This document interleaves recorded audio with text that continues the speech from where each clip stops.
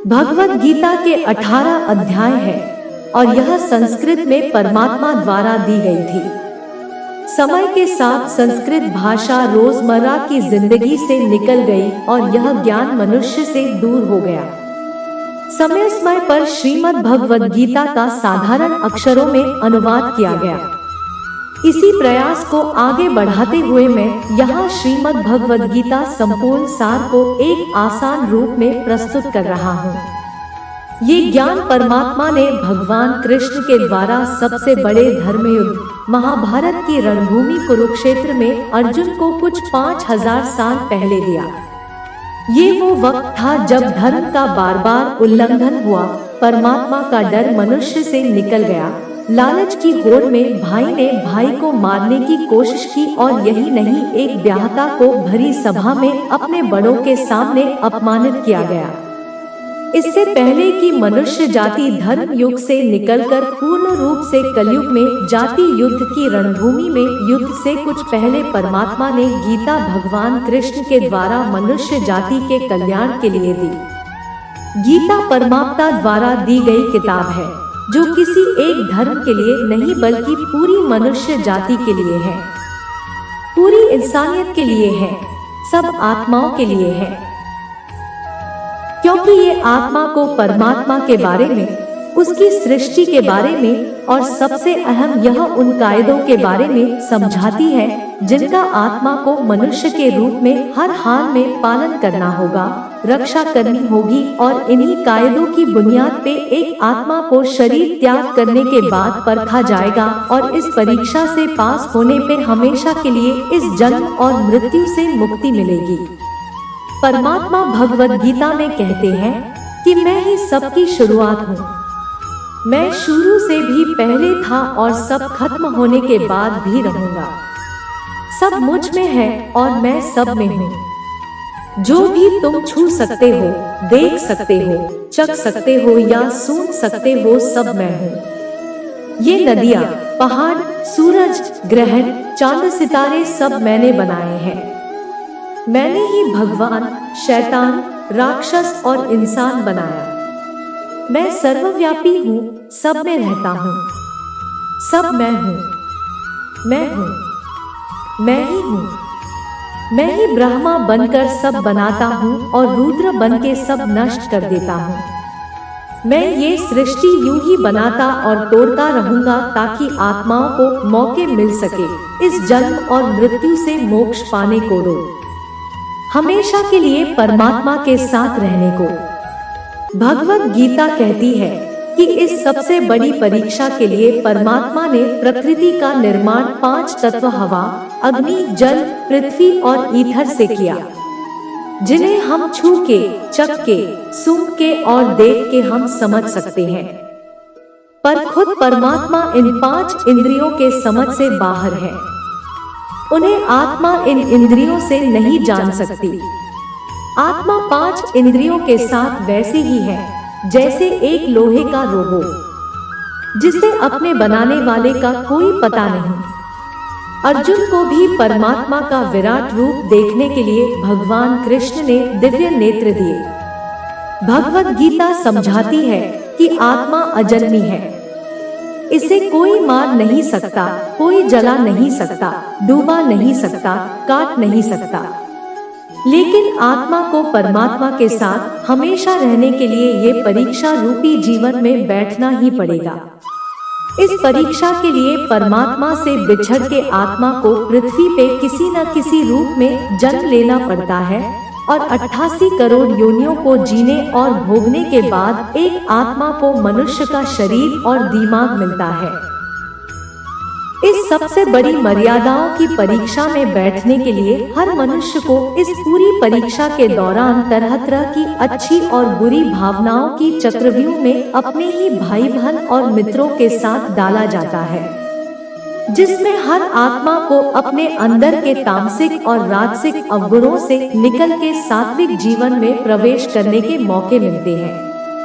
हमारे तामसिक गुण वो है जो हमारे अंदर हीन भावना पैदा करके हमें खुद को उदास और नुकसान पहुंचाते हैं। और हमारे राजसिक गुण हमें ईर्ष्यालु और लोभी बना के दूसरों के प्रति नुकसान पहुंचा सकते हैं। इस परीक्षा के दौरान हर आत्मा को तामसिक और राजसिक गुणों को खत्म करके अपने सात्विक गुणों से परिचित होना पड़ेगा। सात्विक गुण वो है जो आत्मा को अपने आसपास की हर चीज से जोड़े और उन्हें प्यार करना सिखाते हैं।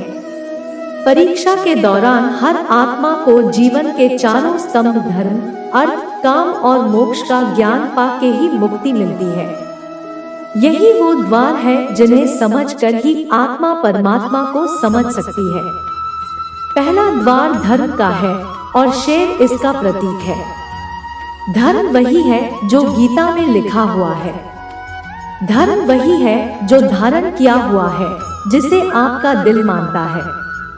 जैसे झूठ नहीं बोलना, चोरी नहीं करना, भगवान का निरादर नहीं करना, दूसरों को नुकसान नहीं देना, यही सब धर्म है। और हर आत्मा को अपने जीवन काल में हर समय धर्म का पालन करना होगा और उसकी रक्षा करनी होगी। दूसरा द्वार अर्थ का है और घोड़ा इसका प्रतीक है। हर आत्मा अपने हर जीवन काल में अपने पृथ्वी पे होने का अर्थ या मूल कारण समझेगी। इस जिंदगी में भोगने वाली चीजें और रिश्तों का आनंद लेगी। अच्छा बेटा और अच्छी बेटी, अच्छा भाई या अच्छी बहन, अच्छा पति या अच्छी पत्नी बनके हर दुनियावी रिश्ते पर खरी उतरेगी और इस परीक्षा को पास करेगी। तीसरा द्वार काम का है। भगवद गीता समझती है कि हर मनुष्य के अंदर काम, क्रोध, लोभ, मोह, अहंकार और ईर्ष्या जैसी 6 भावनाएं हमें अपने और दूसरों के प्रति नुकसान पहुंचा सकती है।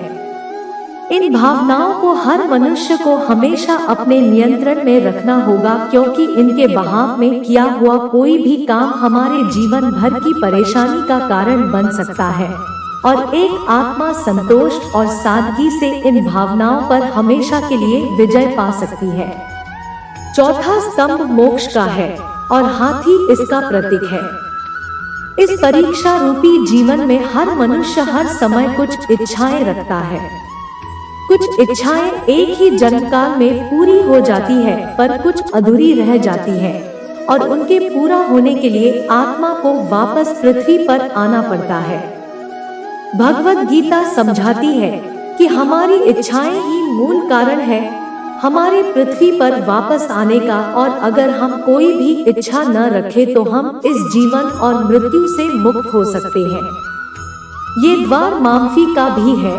जिन्होंने आपके साथ बुरा किया उनको माफ करके और जिनसे आपने बुरा किया उनसे माफी मांग के मुक्ति पाई जा सकती है। जब तक आत्माएं इन चारों दरवाजों धर्म, अर्थ, काम और मोक्ष को समझ नहीं लेती, तब तक इस आत्मा को बार बार मनुष्य के रूप में आना ही पड़ेगा। परीक्षा का समय खत्म होते ही आत्मा शरीर और अन्य सब वस्तुओं का त्याग कर देती है। जो भी संसार में रहकर बनाया वो अब किसी और होगा और आत्मा अपने कर्मों के फैसले के लिए चली जाती है। आत्मा के अच्छे बुरे कर्मों का हिसाब होता है।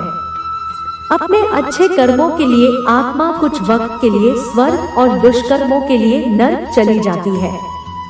नरक में आत्मा को अपने पापों के अनुकूल सजाएं मिलती है, पर सजा खत्म होने के बाद आत्मा को फिर से एक नया शरीर और नया दिमाग मिलता है इस परीक्षा में फिर से बैठने के लिए, और हर परीक्षा में वही सब फिर दोहराया जाएगा। जिंदगी के 4 स्तंभ धर्म, अर्थ, काम और मोक्ष को समझने के लिए हर जन्म में अपने कई जन्मों के कर्मों के हिसाब से हर आत्मा को कभी अच्छे तो कभी बुरे हालातों से जाना पड़ता है। लेकिन जब तक आत्मा परमात्मा के साथ योग को नहीं समझ लेती तब तक वो मुक्ति नहीं पा सकती। भगवद गीता समझाती है कि मनुष्य अपने शरीर, दिमाग या दिल से भगवान को पा सकता है। शरीर द्वारा किए कर्मों के माध्यम से परमात्मा को पाने को कर्मयोग कहते हैं। ऐसे कर्म जो परमात्मा की इच्छा से हो और दूसरों के कल्याण के लिए हो। वाल्मीकि ने रामायण लिख के, श्रवण ने अपने माता पिता की सेवा और उन्हें 4 धाम की यात्रा कराकर अपने कर्मों द्वारा परमात्मा को पाया। श्रीमद् भगवद गीता समझाती है कि एक आत्मा दिमाग से भी परमात्मा के साथ योग लगा सकती है। इसे राजयोग कहते हैं, क्योंकि दिमाग या मस्तिष्क सब इंद्रियों का राजा है। एक मनुष्य अपनी आस्था, श्वास प्रणाली, अभ्यास, साधना और तपस्या से परमात्मा को इस योग के रास्ते पा लेता है। इस योग को समझने के लिए हमें अपने अंदर की एनर्जीज, शक्तियों यानी चक्र और कुंडलिनी को समझना पड़ेगा। आत्मा मस्तिष्क से ध्यान लगाकर परमात्मा के साथ योग लगा सकती है। शंकराचार्य, स्वामी परमहंस, स्वामी विवेकानंद और उनके जैसे कई योगी इस योग के रास्ते परमात्मा के साथ संधि लगा पाए। परमात्मा भगवद गीता में कहते हैं कि अगर किसी आत्मा को धर्म न भी समझ आए, योग न भी समझ आए, पर अगर वो मेरी शरण में आ जाए तो मैं उसके सारे पाप माफ कर देता हूँ। परमात्मा को ऐसी दिल की गहराइयों से पुकार के पाने को भक्ति योग कहते हैं। चैतन्य महाप्रभु, मीराबाई और भगवान हनुमान इस योग के सबसे बड़े उदाहरण हैं। लेकिन कभी आत्मा अपने होने का मूल कारण भूल के धर्म का उल्लंघन करे या पाप के रास्ते पर निकल जाए तो उसे ठीक करने के लिए परमात्मा को खुद किसी रूप में पृथ्वी पे जन्म लेते हैं। तो मित्रों, आइए श्रीमद् भगवद गीता को पूरा पढ़ के इस जिंदगी के असली मायने समझे और परमात्मा के साथ योग लगाएं। अगर आपको यह भगवद गीता का सार पसंद आया तो इसे औरों के साथ जरूर शेयर करें, ताकि सब आत्माएं अपने यहाँ होने का मूल रूप समझ सके और इस जन्म और मृत्यु से मुक्ति पाके हमेशा परमात्मा के साथ रह सके। धन्यवाद। दैनिक गीता उपदेश के लिए हमारे चैनल गीता ज्ञान को सब्सक्राइब करें और आने वाले वीडियो नोटिफिकेशन के लिए बेल आइकन को भी दबाएं। सदा सुखी रहो।